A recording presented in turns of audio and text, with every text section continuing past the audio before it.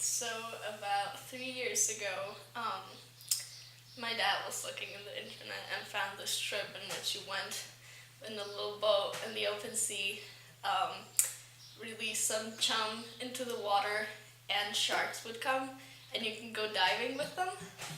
And is this Mexican organization that helps protect the oceans against that fishing. Oh my god, just for sharks' fins.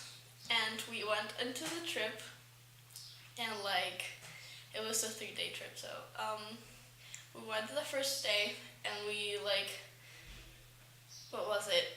2 hours from the coast, you couldn't see anything but blue, and we started chumming and releasing dead fish into the water, like some kind of smoothie. And after an hour or two, the first shark came. They were two silky sharks. They started swimming around the boat.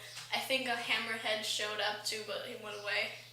So we dived in with them, and it was the most amazing thing in the world. They were just swimming around you, and they wouldn't mind just eating, and you can be there, almost touch them. Yeah, don't need to touch them because that would be dangerous. But they were just there with you. I had this friend who got kind of really scared with it, but he was fine that day.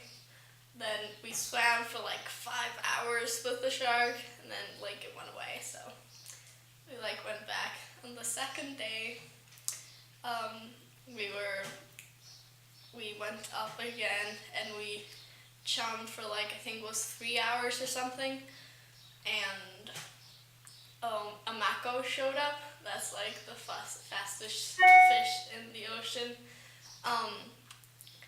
It was a 2 meter, I think, and it was kind of really nervous. So we had to keep eyes on it all the time. And if you look at it, it won't come and try to taste what you are, and if you're edible. So you had to keep eyes on it all the time. And because we had not that good visibility in the water, it went off and you couldn't spot him, so you had to turn around and look for it. It was really intense. And one of the rules when you're there is that you can't make any splash in the water, because they'll think that's the dying fish that all the blood's coming from.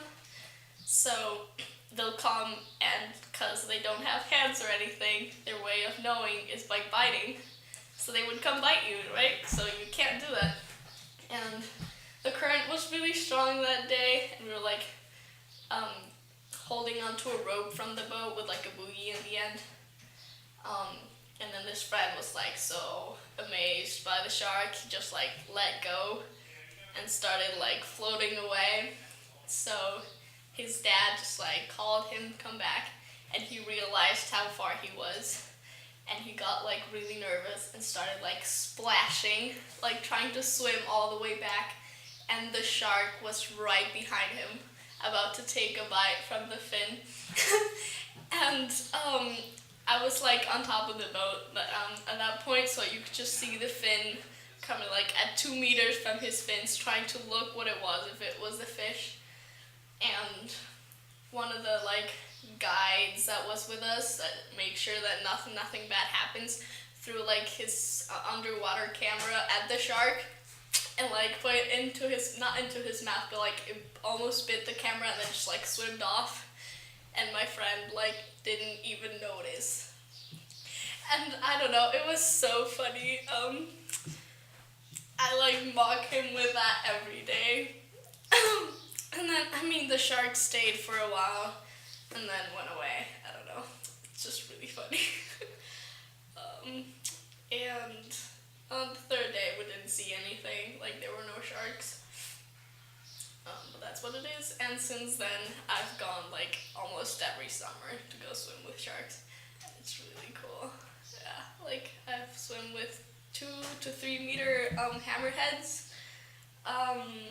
There was a blue shark once, it was 1 meter or something, then a baby mako.